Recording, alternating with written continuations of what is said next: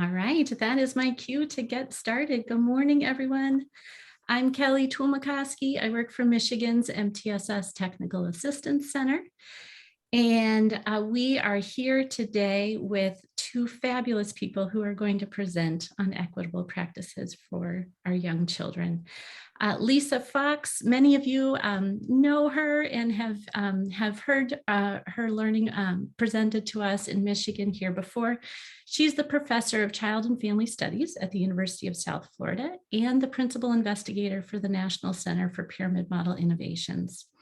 And she has been partnering with us here at Michigan's MTSS Technical Assistance Center to start looking into ways to provide supports in early childhood focused on a multi-tiered system of supports. And we've been grateful for that partnership. And Lisa has helped bridge us this wonderful opportunity to get to know Karis Bauman. She is an assistant professor at Michigan State University. We are so excited to finally get to meet you and to hear about your work. And she is also a board certified behavior analyst. So welcome, Dr. Bauman, Dr. Fox. We look forward to hearing from you. Thank you so much, Kelly, for the opportunity to present, and as well to Lisa for inviting me to present. It's such an honor to be here, and I'm very excited to share with all of you our knowledge about how to support all children, social, emotional, behavioral development in early childhood settings.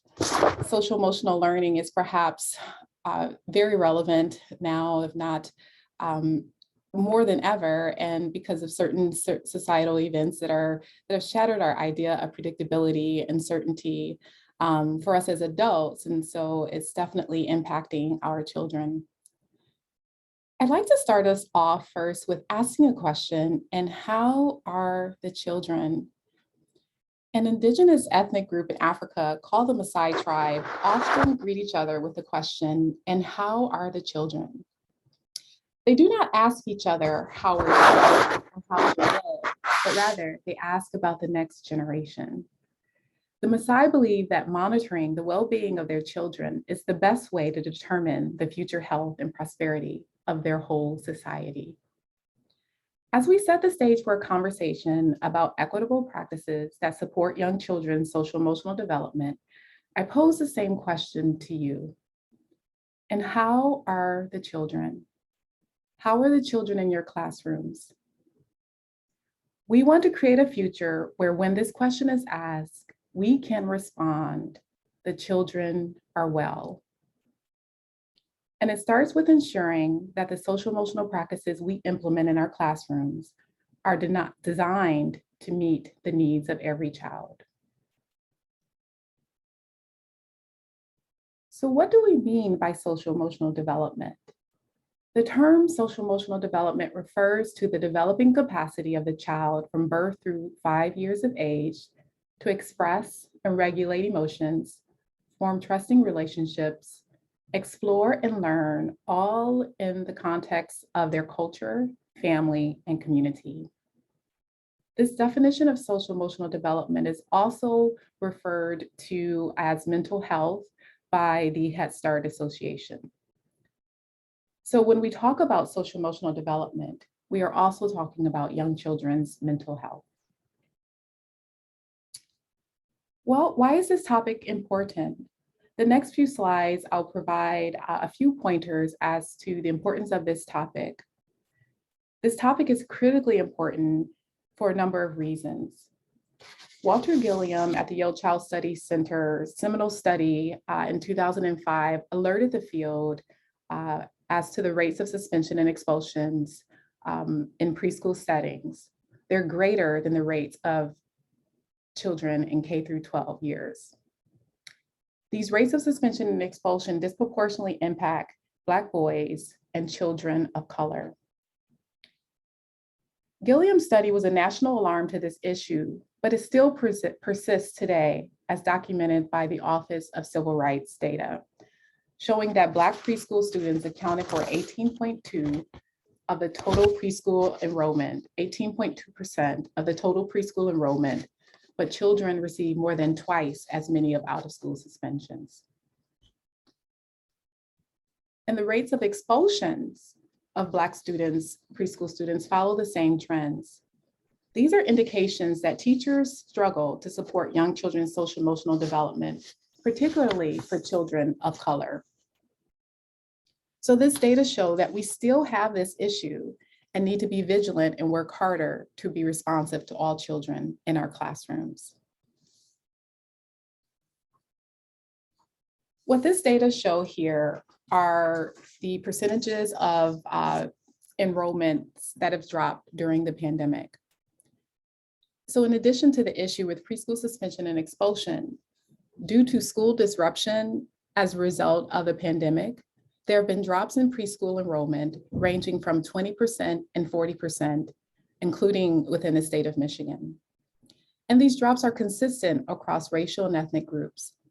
Because of these drops in preschool enrollment, particularly for diverse racial and ethnic groups, children are losing educational support, loss of access to legally mandated services for children with disabilities. And a number of studies are showing, as reported by children's caregivers, that the pandemic has exacerbated the social emotional development of pre-K learners. When children are in early care, they have opportunities to learn and practice key social emotional skills in a school context with age-matched peers. Skills such as following directions, problem solving, learning to use emotion words to describe how they feel. They learn to communicate in pro-social ways. And finally, Black and Latino children were disproportionately impacted by the pandemic because many of these children lost primary caregivers. So there is certainly an associated trauma that these children are bringing into our early care settings that because of losing a guardian so abruptly. These current issues, preschool suspension and expulsion, pandemic school disruption and the associated trauma related to that, and pre-pandemic, there was already an increase in children's entering early care settings with social emotional concerns, all warrant the need for more equitable approaches. So what do we mean by equity? Equity and equality are terms that are often used interchangeably, but equality means that every student gets the same thing, and equity means that every student gets what they need in the classroom. I'm going to minimize this because I feel like it might be covering the slide. Justice, however, pushes us further in thinking about how do we get rid of the fence? How do we remove systemic barriers that impede children's social emotional competence? Well, system-wide approaches such as MTSS, the pyramid model, push us in our thinking about what justice should look like in our classrooms. These approaches are aspirational goals to achieve. A justice-oriented approach ensures that all children have access to these responsive supports, and in fact, for them not to have access is a moral failure in early childhood. The MTSS framework is a framework that is responsive to meeting the needs of all children.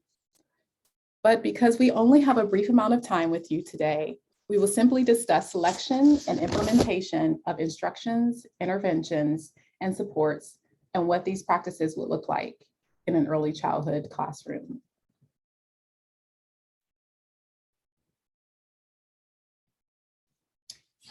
PBIS is a tiered approach to supporting all children school-wide in social emotional learning.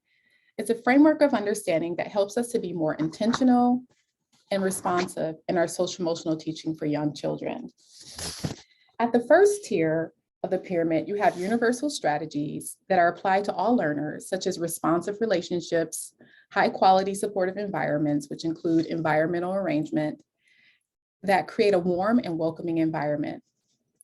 Then after applying the universal strategies, some students may need more targeted supports in small group settings. For these children, layered on top of the universal supports, you'll implement more targeted social emotional strategies.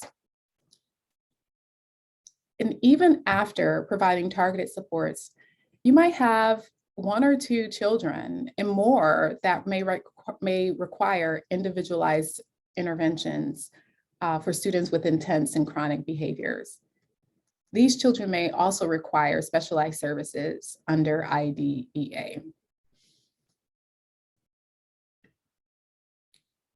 What is really important to understand is that PBIS and the pyramid model is a framework for implementing evidence-based practices. And evidence-based means practices that have empirical support for promoting young children's social emotional outcomes.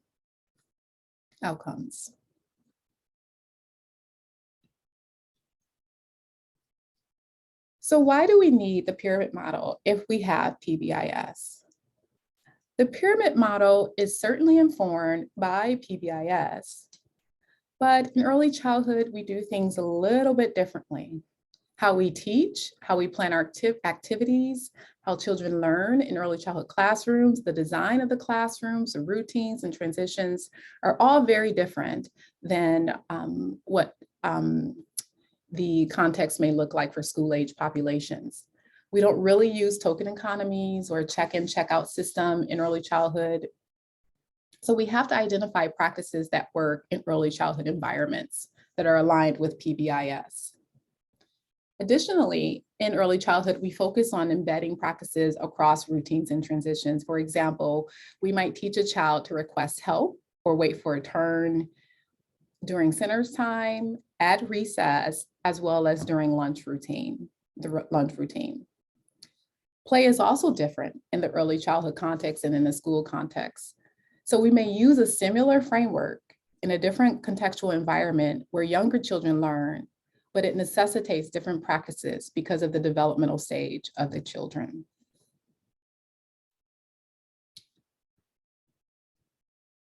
First, we'll talk about relationships at the universal tier level of support. Before you start implementing targeted or individualized intensive strategies for young children who warrant those supports, relationships is really at the heart of all that we do within the pyramid model. Peer relationships, family relationships, focusing on teaching team relationships. A lot of effort is made into helping children interact with each other, learning interaction skills, learning how to be part of a group, and how to learn and develop in the context of relationships.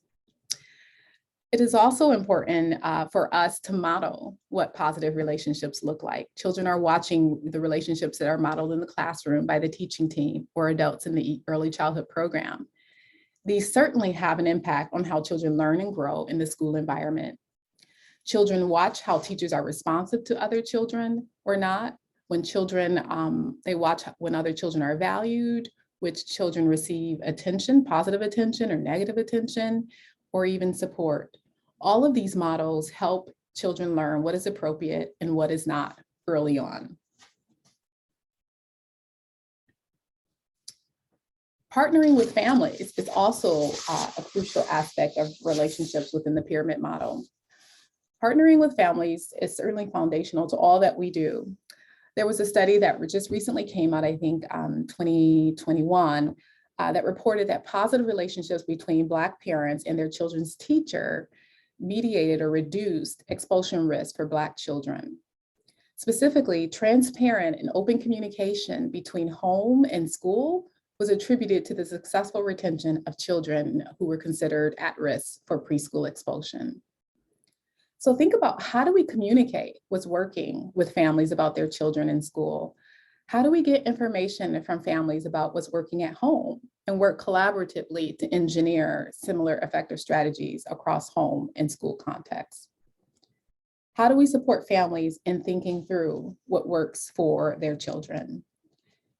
Sometimes families are using evidence-based strategies at home without realizing it, and pointing this out to families to empower them in their own self-efficacy and abilities to address their children's social emotional development is critical. Also, partnering at every tier is very important. If we have not built strong relationships with families, then partnering with them to conduct more individualized supports will unlikely be successful. You want your relationships with families to be responsive and supportive and consistent over time.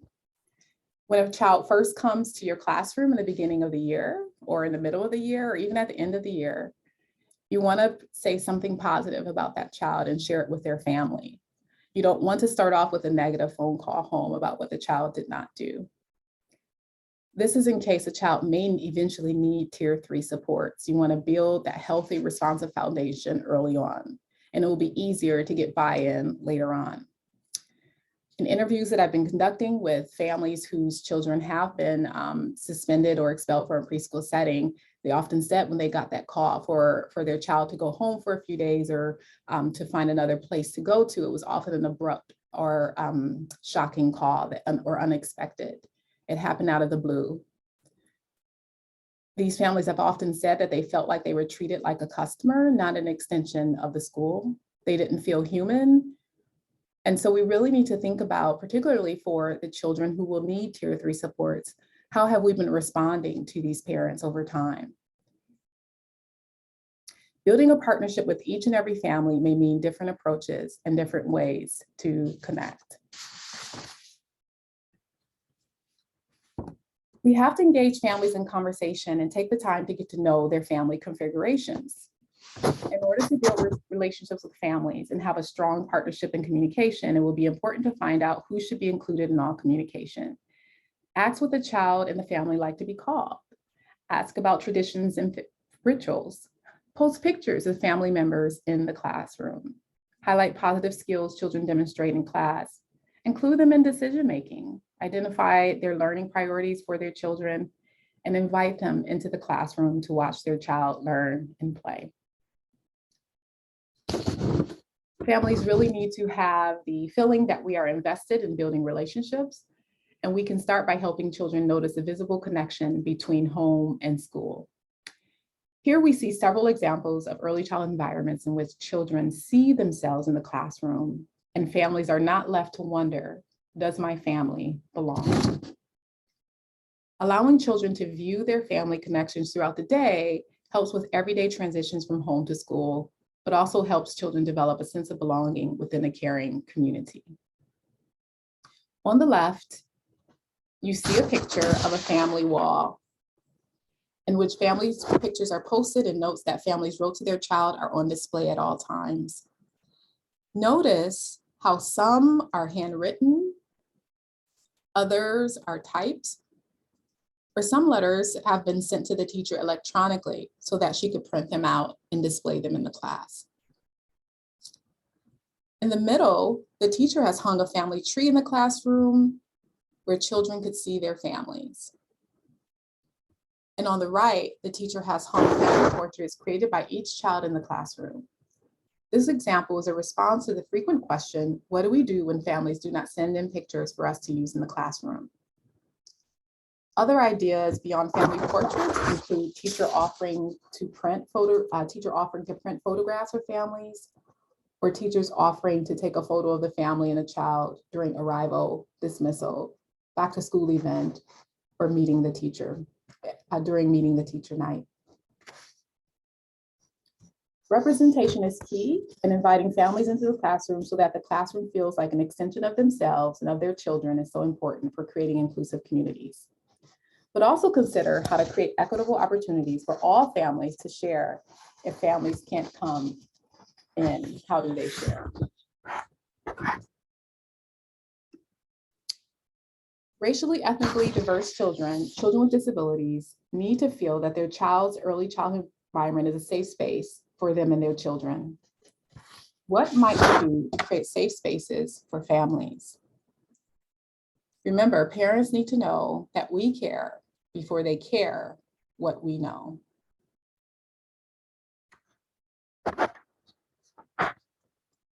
Here are some resources located on the Pyramid Model website that resources for families that you can distribute in your school community.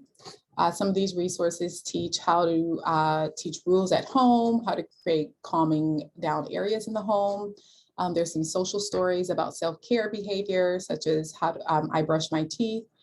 And we can lead you to where to find these resources on the Pyramid Model website. Next, we'll talk about high-quality teacher-child relationships. The research is very clear. Pianta's work at the University of Virginia has well established that teachers' responsiveness to children ameliorates problem behavior. And the quality of everyday classroom interactions in the form of instructional emotional support can moderate the risk of early school failure.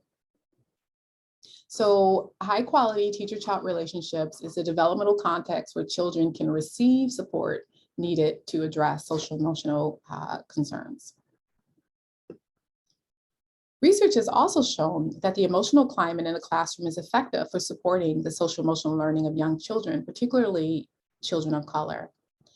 This includes teachers' warmth, responsiveness, sensitivity, and how they anticipate children's needs.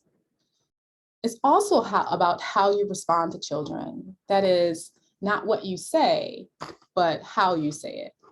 You can still provide social praise to a child in a very negative tone as perceived by the child. So although all children in the class may receive praise, and it can be experienced very differently from one child to another. Including materials and activities in the classroom that are relevant for Black children helps to create belongingness and representation, which is part of being a sensitive and responsive teacher. Incorporating the students' perspectives certainly relates to making sure our materials and activities in the classroom reflects their values, culture, customs, but it can also relate to this idea of reframing their behavior in a way that may reflect a childlike response. For example, aggressive behaviors that children demonstrate may really indicate feelings of fear, sadness, or hurt. Giving children language or words to express how they feel will help them feel empowered to communicate how they are feeling in future interactions. We also learn to see things from their perspective and respond in ways that humanize and affirm their value and their right to express their sadness and hurt in a way that is safe for them and other children in the classroom. Reframing children's behavior to see it as fear, sadness, or hurt as opposed to aggression might also help us to be much more responsive and caring in our behaviors towards the child. These types of interactions only occur when children feel safe, nurtured, and high-quality relationships with teachers. Finally, autonomy and control are important for children in the classroom because when children engage in power struggles, it's often because the power has been taken from them as a result of trauma, such as sexual or physical abuse, or they perceive that the power will be taken from them. They are also learning expectations around boundaries. Provide opportunities for them to make choices and decisions about their own learning in a way that empowers them, builds their self-efficacy, agency, and independence in the classroom. Give them roles like line leader, lunch helper, or peer buddy, and allow them to keep these roles regardless of whether they're having a good or bad day in school. Our responsiveness to them will help them learn eventually that their classroom is safe and is a safe environment, and in fact, is their classroom too. Creating a supportive environment is a preventative strategy that minimizes challenging behavior. In supportive environments, there's meaningful instruction of interest to children. Children may get to choose some of the activities that occur in the environment or have opportunities to choose which activities they will engage in. Children know the routines and expectations because they have opportunities to practice the rules and expectations, and they've been explicitly taught. And adults create time to have meaningful conversations with children during these activities, routines, and transitions. These are all characteristics of designing supportive environments, and certainly designing supportive environments help to prevent further challenging behaviors. Program-wide expectations are the hallmark of supportive environments because children and adults, including teachers, family members, caregivers, learn what is expected of them. They should be stated positively because children hear what they are told to do, not necessarily what they are told not to do. We recommend that you have expectations that apply to everyone, all adults, so that everyone feels like the early care program is their program as well, and that they're fully engaged in the environment. It's important to be explicit about these expectations in every way so that children and families and teachers can learn them too. On this slide, you see some examples of some program-wide expectations, such as be respectful, be a team player, be friendly, take care of our things. And you see some non-examples of program expectations: don't hit, don't run, and don't scream.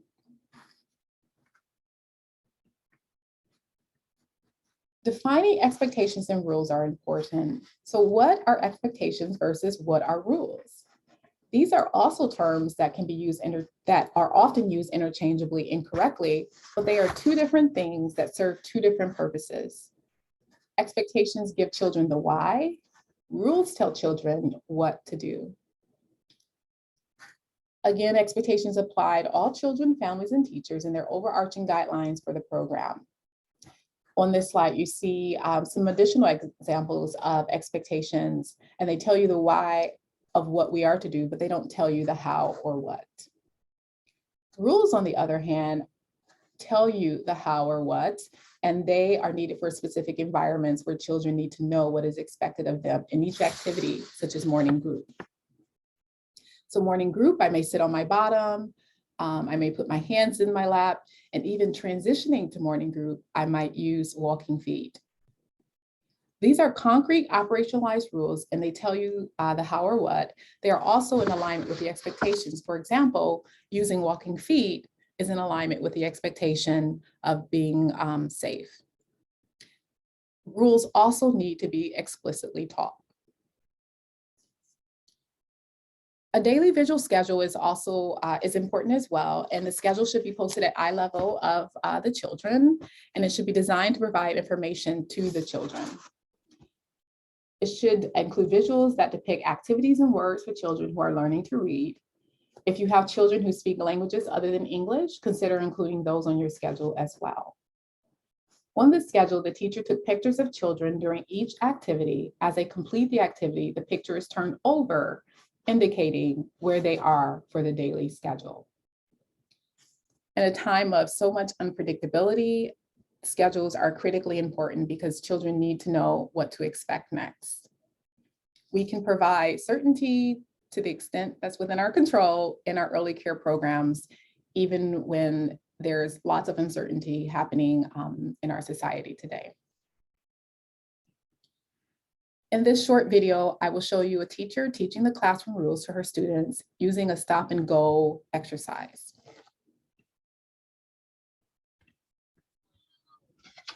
I have a picture of a friend who's running in the classroom, using his feet for running. Guys, is that a stop or is that a go?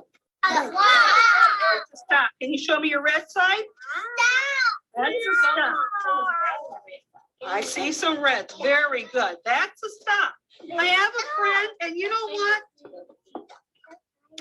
They want to get through. So what he does is he kicks his friend's leg out of the way. Is kicking a go or is kicking a stop? Kicking is a stop. We use our feet for walking. What are go things and what are stop things? What are stop things?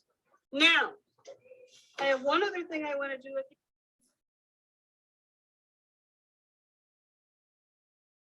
So in this video, you saw the teacher explicitly teaching children what are stop behaviors and what are go behaviors. And the children were actively engaged because they also had manipulatives that they could use to respond to the teacher's prompts. For children who are struggling with common routines, children who are not following the rules of a routine, we have to be really explicit. On this slide, you see an example of rules that were created for different transitions in an early childhood program. If you have difficulty identifying what your rules are for specific routines and transitions in an early care program, you might want to think about what you are prompting children to do during those specific transitions and routines. So here you see a list of rules that we expect children to demonstrate. These rules can also be embedded across specific routines as well. You can identify the rules and routines for the children and then provide them with an opportunity to role play and practice these rules, like a rehearsal. So before children actually have to go to lunch, they can pretend to be at lunch in the classroom and engage in the appropriate behaviors or the rules prior to going into lunch. And you can provide them with social praise for demonstrating those rules. You could also have peer models demonstrate what those rules are during the rehearsal and provide children with feedback on their responses. This way, you're breaking down the rules and being really explicit about what the rules are and teaching to prevent challenging behavior from occurring. Consider how you're currently teaching rules explicitly, and then also think about how you are positively reinforcing children for aligning their behaviors with the rules in the classroom. Another way to teach rules across routines and transitions is to use social narratives. You can show pictures of the children engaging in the rules appropriately, and this really creates belongingness and representation in the classroom, particularly for children who have struggled. If children have a history of being punished in the classroom or teachers have punitive relationships with them, showcasing them in a positive light so all their peers and other teachers can see them succeed can be really affirming. In addition to reading the story to them about what the rules are for the classroom, you can ask them some follow-up questions and have children respond, provide answers to those questions. Now I believe Lisa will move us through the next tier of the pyramid. Thanks, Karis. That was wonderful. Let me try to transition. As I transition, I want to remind people that we have a Q&A pod, so you can put your questions in there and we'll have some time at the end to respond to your questions. So I'm going to move us up the pyramid and have us think about what do we mean by secondary prevention practices and what those might look like within an early childhood program. We think about that middle part of the pyramid as what do we do for all children around social, emotional, and behavioral skills? And then what do we do around some children who may struggle in learning some of those social emotional practices? In the pyramid model, because we're talking about practices, we'll talk broadly about practices, but you'll use those practices by delivering curricula that you currently deliver, maybe supplemented by a social emotional curriculum. There are these areas that are consistent across every curricula that we know of that is social emotional learning for preschool children, which is teaching children friendship skills, how to interact with each other, teaching children about their emotions. We call that emotional literacy. And then teaching children how to manage strong emotions, and then social problem solving. As you know, if you're an administrator or preschool teacher, every child in the classroom needs to know that. And actually, these early years in which they come to us, years of developmentally, children 3 and 4, are beginning to learn how to do this. So this is huge and big in our curricula. But then we want to be ready and we want teachers to be supported. And that can happen through an MTSS guidance with the support of a team or a coach. We want people to be ready to be able to provide explicit instruction around the key missing skills. And when we do that, when we've built strong relationships with families, we're going to do it in partnership with them. And of course, as we design instruction that's a little more individualized and intentional, we're going to progress monitor to make sure that what we've put together is really working for a child.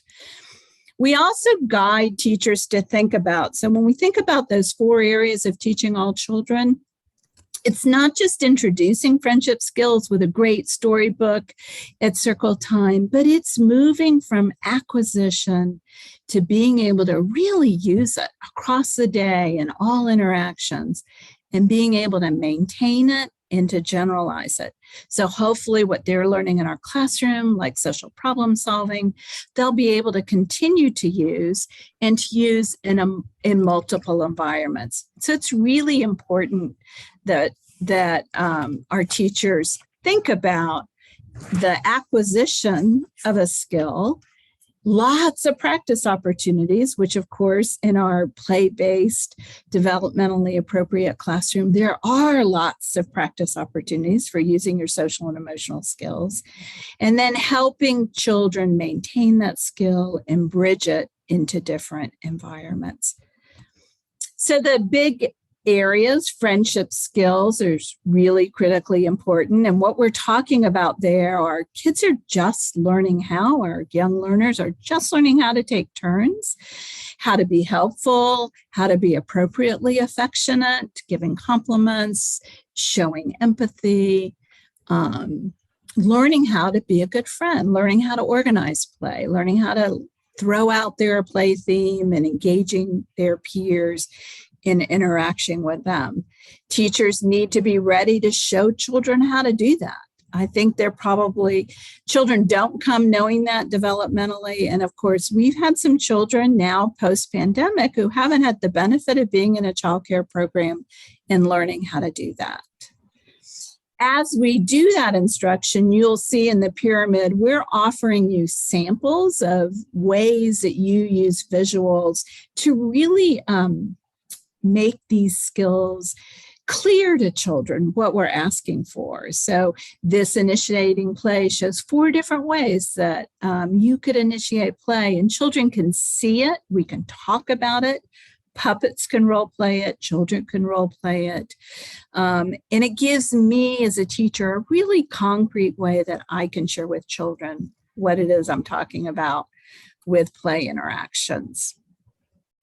The second big area is this idea of emotional literacy. And so you want to have a lot of strategies for teaching children what are emotion words, what they look like, how they express those emotions. We want to get beyond the sad and mad to really some emotions that children need to be able to express, like embarrassed or frustrated.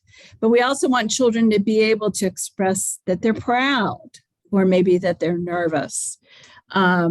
This is a little check-in board where you have check-in boards. You might use a feeling wheel. We have a few samples on our website, challengingbehavior.org. Our goal in providing these samples is not to give you the universe of everything that you would use, but give you some really good illustrations of how we bring a complex concept to our preschool classrooms.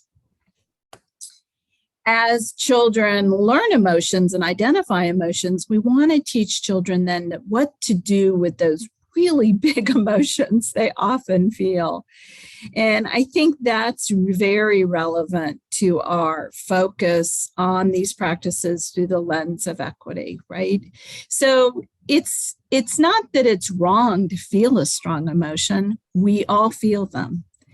We need to teach children how to manage those strong emotions that they might bring and they will experience, just as you experience in your day, right?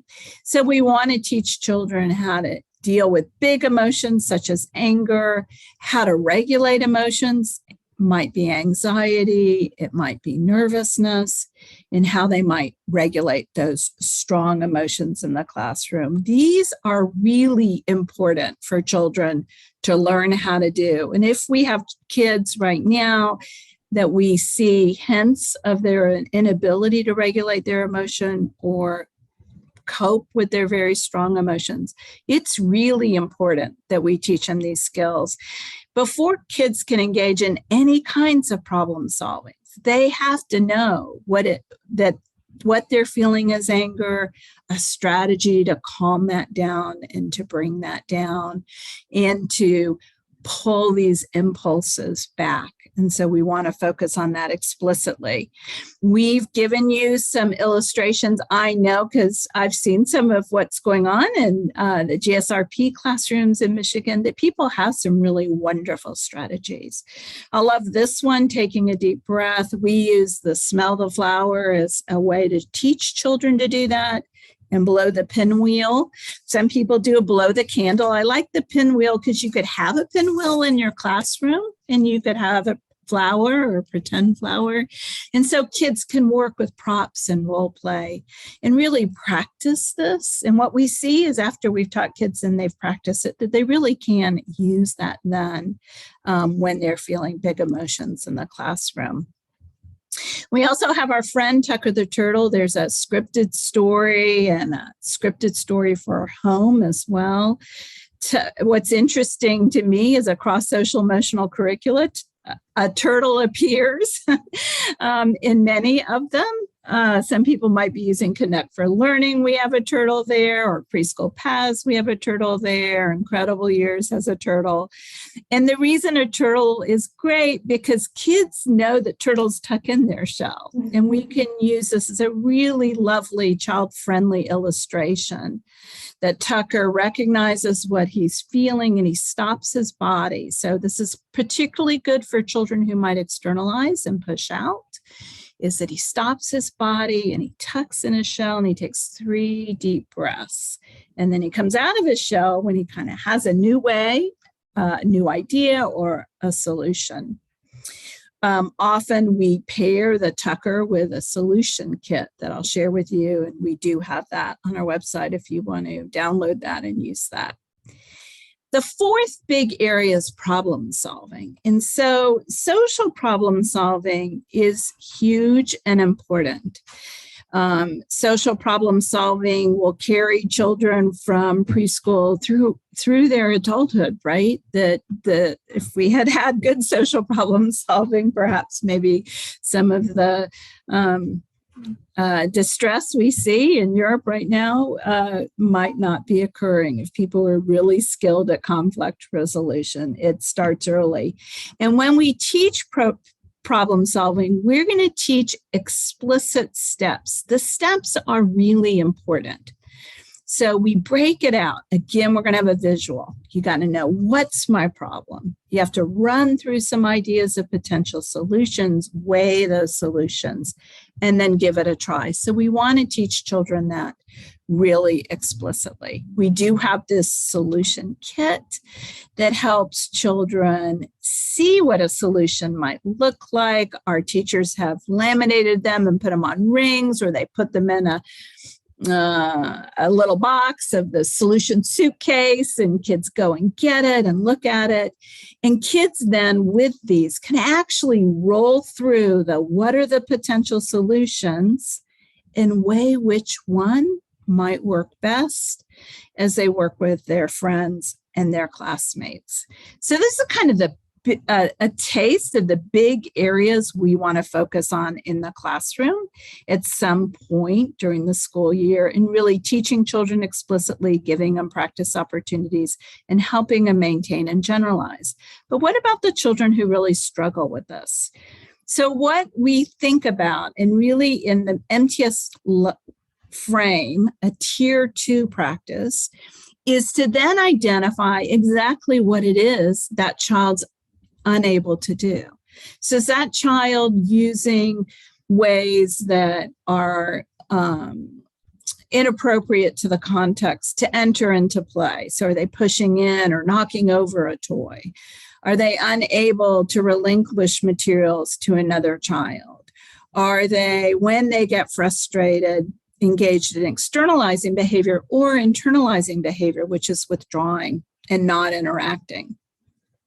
Once you've identified that, then you identify how you're going to teach. And we're going to call that systematic instruction.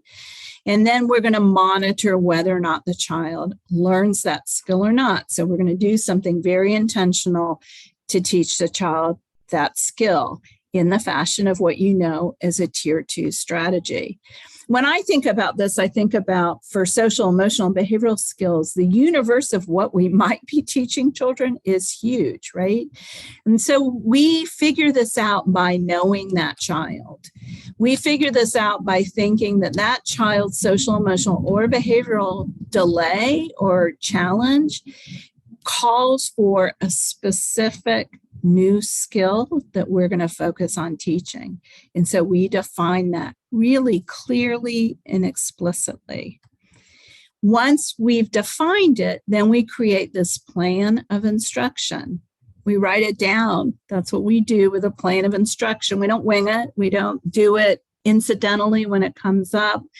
We are planful about our teaching opportunities, and we document exactly what we're going to do. We review it with our classroom team, and we all know that we're going to do this. The systematic part then is selecting how we're going to teach, right? And so one way we might do that is by using prompting hierarchies. So a prompting hierarchy, I have to move something because it's, all right, a prompting hierarchy is how do we get a child to do this skill when there are natural cues for doing it. That's our goal, right? We want the child to learn it and to use it. And so what we might do is what's called least to most prompting. We might have the natural cue happen, and then if the child doesn't do the thing we want them to do, ask to play perhaps is the thing we're asking the child to do, then we'll give a verbal direction. And if the child doesn't attend to that, we'll up it. We might model it. We might gesture. We might give a visual cue. Maybe I have a visual of ask to play that I show the child as I'm holding them back, right, from doing whatever. And then I might partially assist, or maybe I model it for them.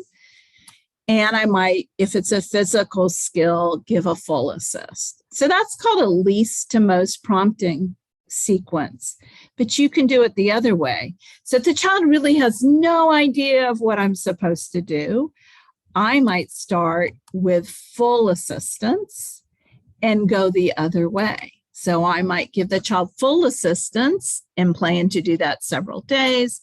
And then I'm going to back down and just start with some partial assistance, maybe helping them by tapping their arm to show them that they need to tap their friend on the shoulder, helping them kind of guide them to get there.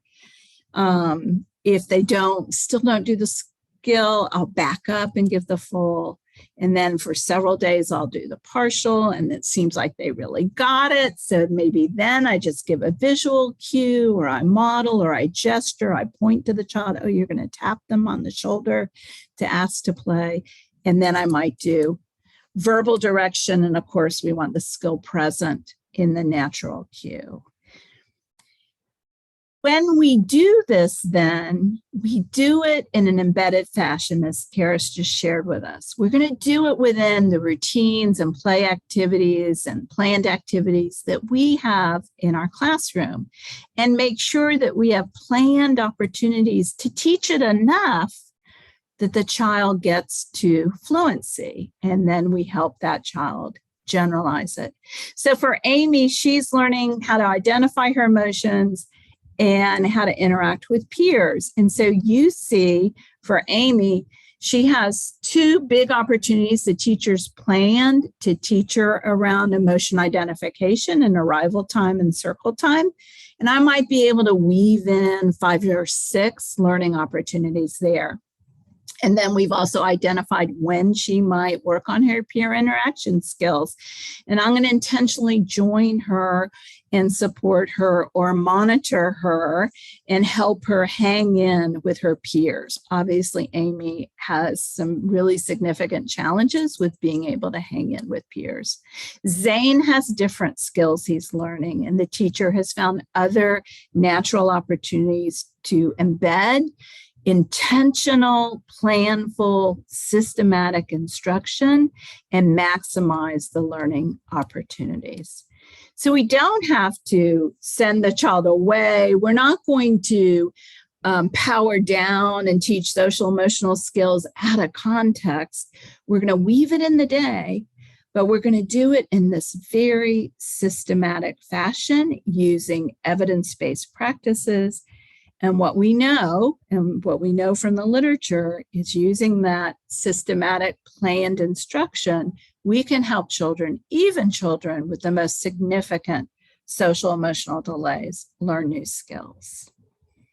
So moving up the pyramid model, what do we do? What are our practices around tertiary intervention? And this is for those children who present with really significant challenging behavior. And that might be externalizing behavior you might see as aggression, property destruction. It also could be internalizing behavior. These are the children that we're thinking, I don't really know what to do. It's not obvious to me what the new skill is to teach. My strategies, all of my relationship building and predictable routines and our teaching of the social emotional skills, the child's responsive, but they're still having significant challenging behavior. And one of the things I want to make sure we're clear on is we're not saying that these bottom tiers aren't important. What we're saying is we got to build on top of that. We need to offer something more so that child can stay in that classroom and that child can build relationships with you and with peers and be engaged in learning. And so when we get to this level, we want to have an individualized intervention. It's intensive because it's intensive for the adults. We're going to be really planful. We're going to have meetings. We're going to work on this as a team, and we're going to implement the behavior support plan as a team. And we're going to start with a functional assessment process. So we're going to really dig in and unpack the meaning of behavior within context to really understand before we engage in behavior change strategies. So the process is one that we use with K through 12 kids, right? We convene a team, we conduct a functional assessment. Hopefully, if we've built strong relationships with families, we have families as partners in this process. Our functional assessment gets us to a behavior hypothesis in which we can design an individualized behavior support plan that then can be implemented in the classroom across all routines and activities. And hopefully, if there are issues at home, we've been able to help families problem solve those and have similar strategies for working with their child at home. There is a manualized process that could support this work. However, I know that many of you are from school districts that have your own process that has really unpacked those steps for you, driven by forms. We like this because they're forms to use. It's designed specific to early childhood programs. And so it really, within it, gives you those interventions that have been shown to be effective for young children. So you may want to check that out. So critical to this whole thing, being able to function as an MTSS, of course, is data decision-making and the use of data. So I have to hit on that and on the importance of that. And I think one of the things that's really critically important is that we pay attention to implementation, right? So if we're thinking about an MTSS, how do we know those universal practices are in place? We have a tool for the preschool classroom called the TPOT, the Teaching Pyramid Observation Tool. There's also a similar one for infant toddler classrooms. So we want to know whether or not those practices are being used, and we want to guide teachers on using those practices. In terms of children's response to our planned instruction, we're going to use skill progress monitoring, and when we develop behavior support plans, we're going to both monitor whether or not the child learns the new skill that's center of the behavior support plan and whether or not challenging behavior is being reduced. I want to share with you one other tool that really speaks to the focus on equity and behavior challenges. So we've developed a system. It lives on a very high-powered Excel, and it's available for free on our website. It's also available for those of you in PBIS schools and familiar with Swiss. It's also available on PBIS apps as Early Childhood Swiss. And so the behavior incident report system allows you to collect data on behavior incidents in the classroom and then analyze them in order to support children and teachers more, to understand where the behaviors are happening and how we're responding to behaviors. So our goal is very much to problem solve around what we understand about challenging behavior. Where this intersects with our lens on equity is rolled back to what Kara shared with us around implicit bias being at play around children of color and boys in particular receiving more suspensions and expulsions. So what the behavior incident report system will do is also summarize whether or not exclusionary discipline practices are being used in response to problem behavior, and it will analyze it for you in what we call an equity profile. So we'll be able to see, are we doing this more with boys versus girls? Are we doing this more based on ethnicity or race? Are we doing this more or less based on IEP status or dual language learner status? And the goal there, again, is to problem solve, right? The goal there is to problem solve as a program. Why is that happening? To problem solve around supporting teachers. It might be a particular classroom where this is happening more, to help us figure out how to support children in a more intentional way. So I encourage you to explore this. We did a whole year of webinar series on this, so you can really dig into the system and find out more how it might work for your program. Important to the pyramid model, evidence-based practices, and in particular, addressing potential issues of implicit bias or equity in our use of culturally responsive practices is coaching. And we know that coaching's built into many of your programs. We think it's really important that teachers have the support to learn new practices, to be able to identify what their goals are for implementation and have someone really help them get there. So 2 guides I want to bring your attention to. One is for program leaders, for those of you who are administrators or on a leadership team, of how to think about coaching with the pyramid model.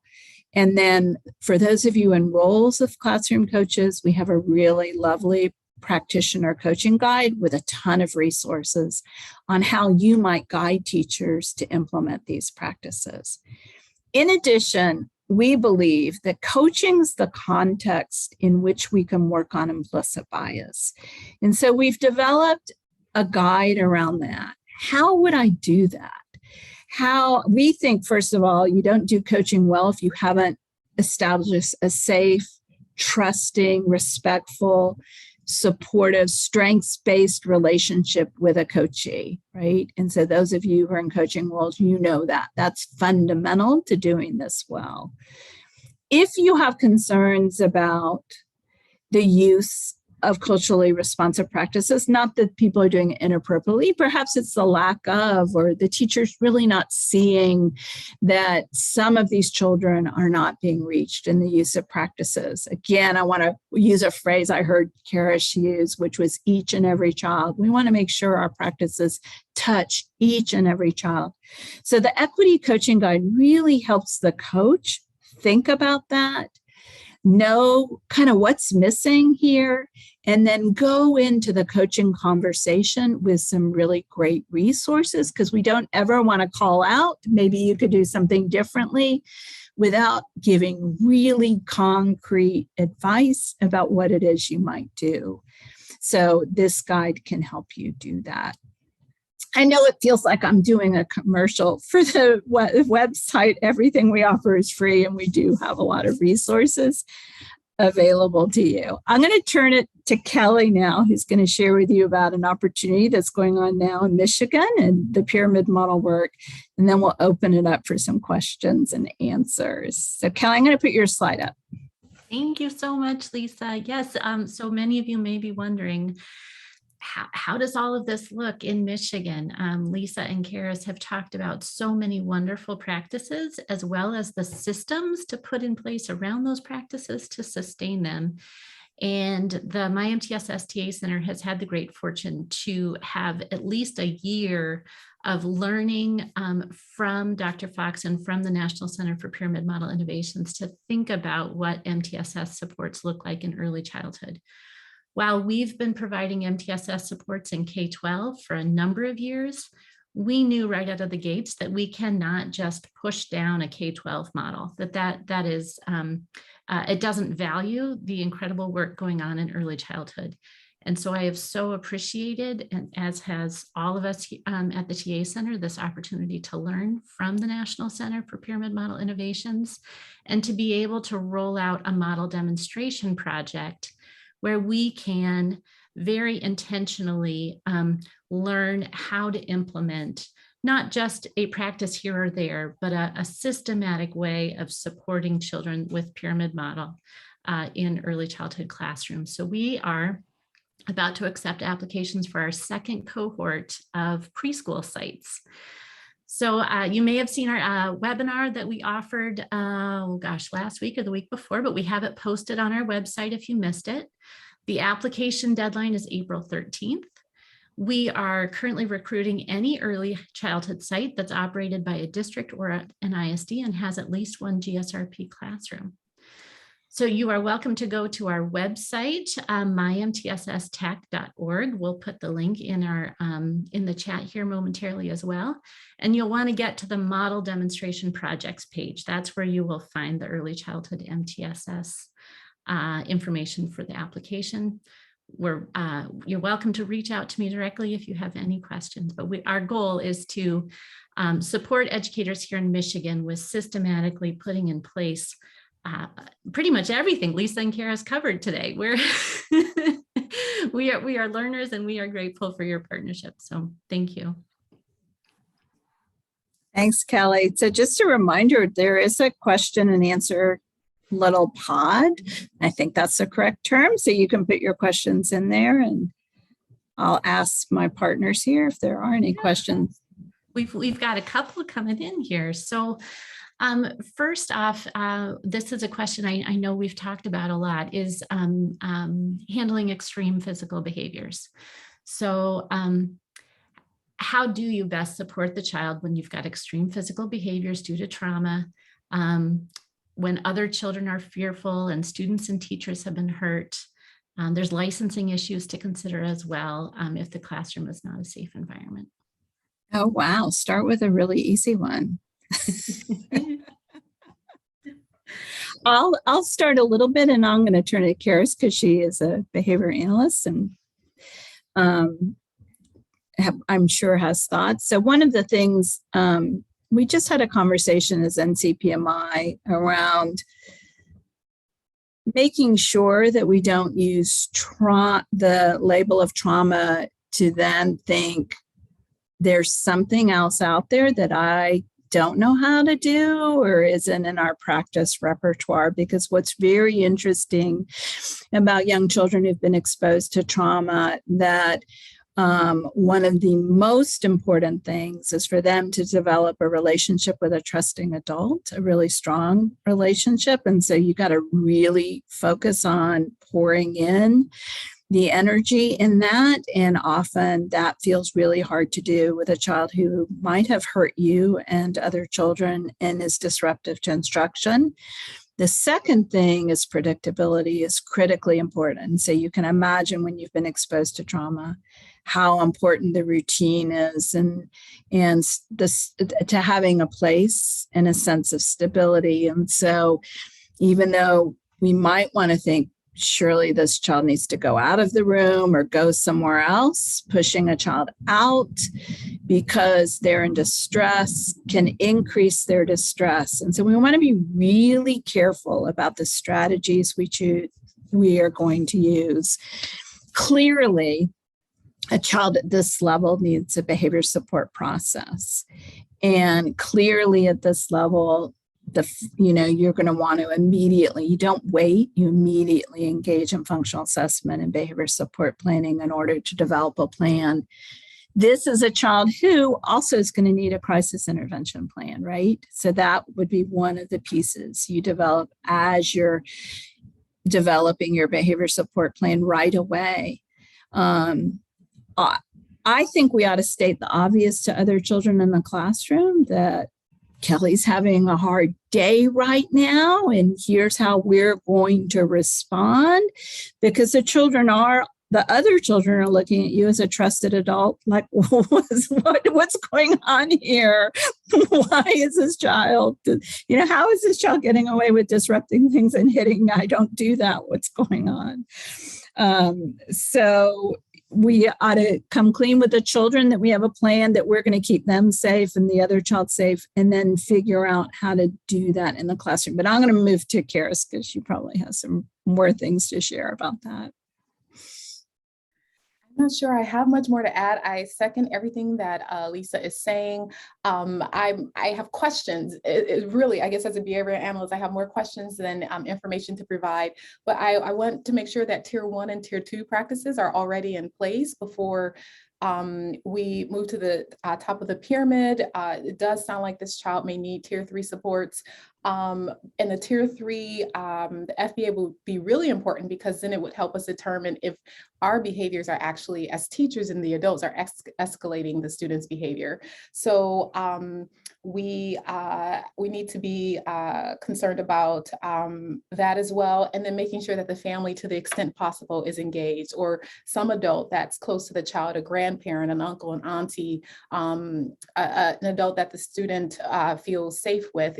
How can we engage them into the classroom would be really important to consider, particularly when moving towards the FBA process.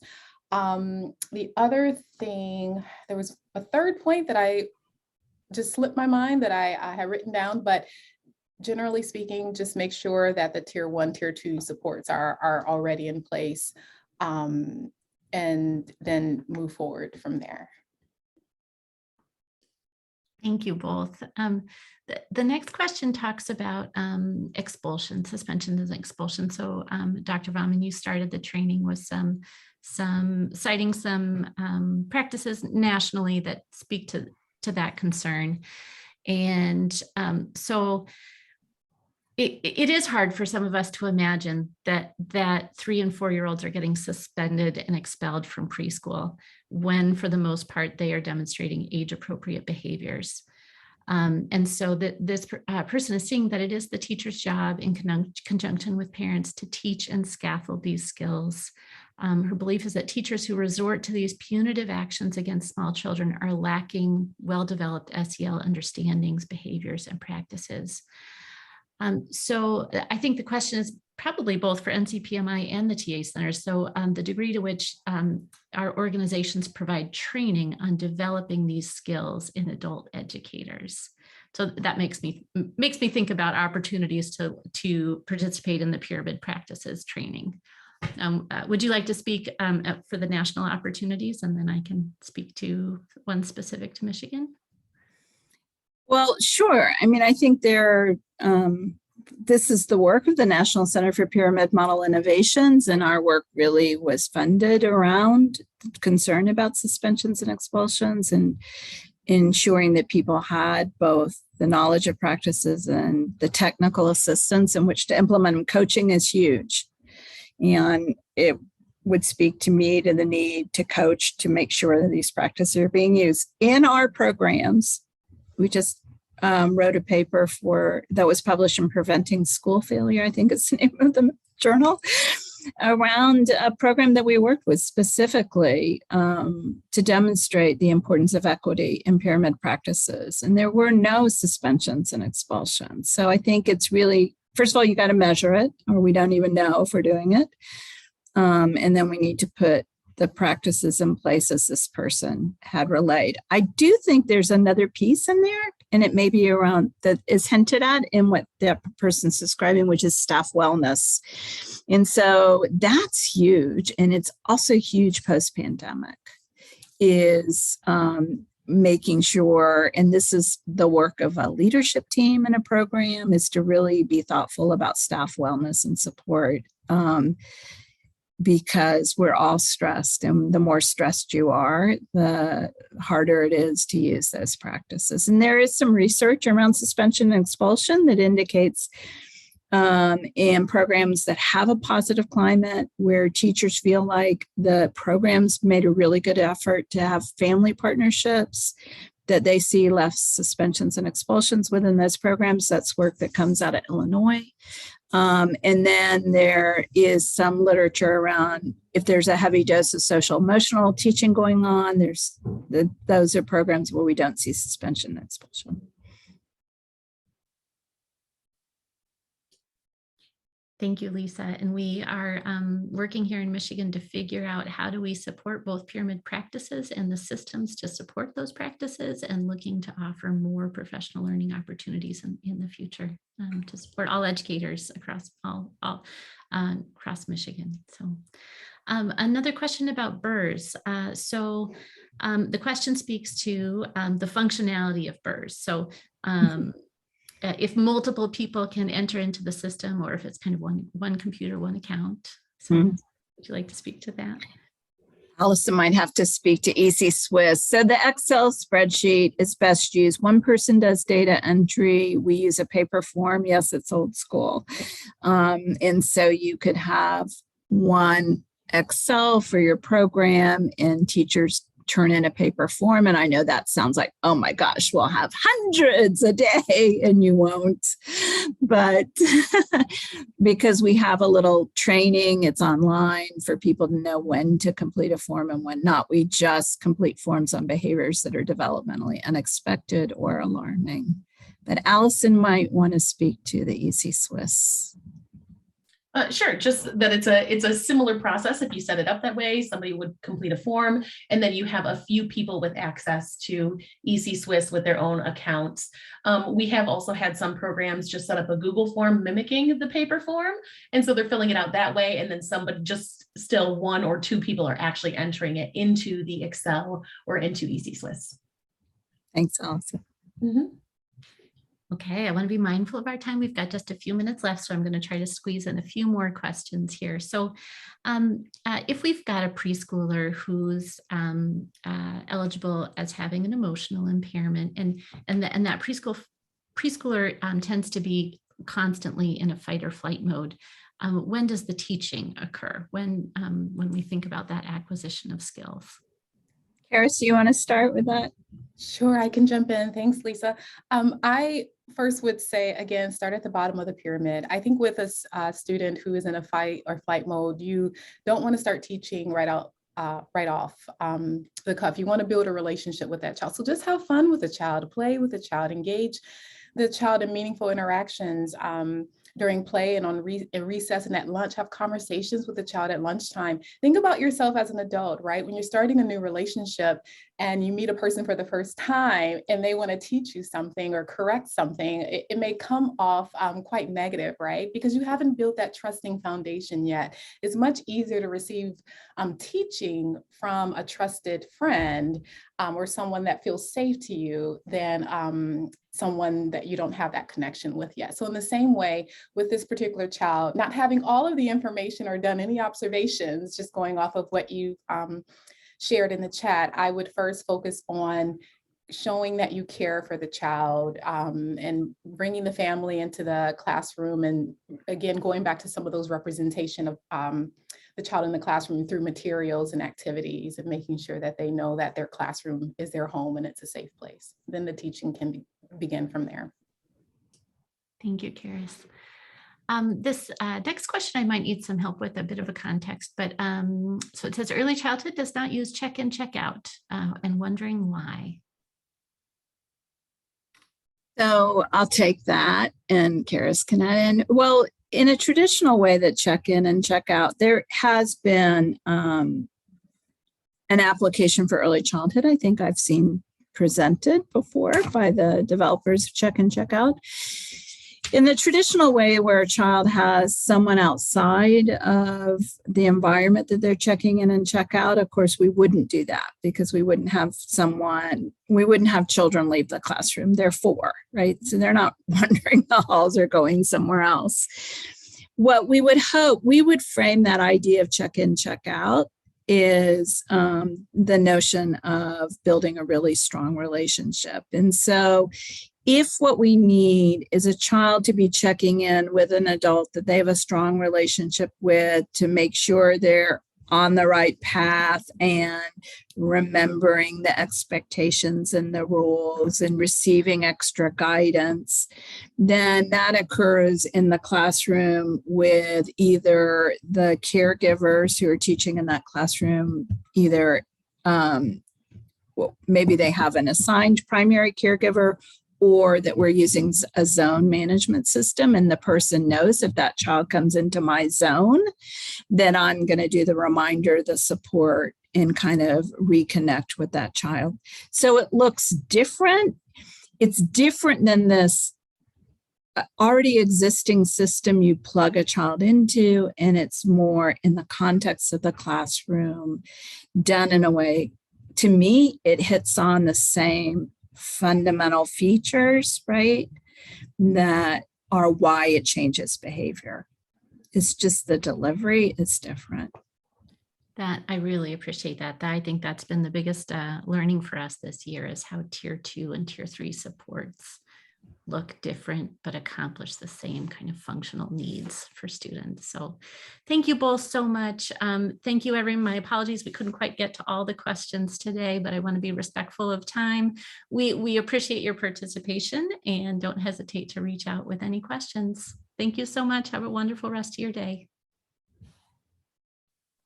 Thank you. Thank you, everyone.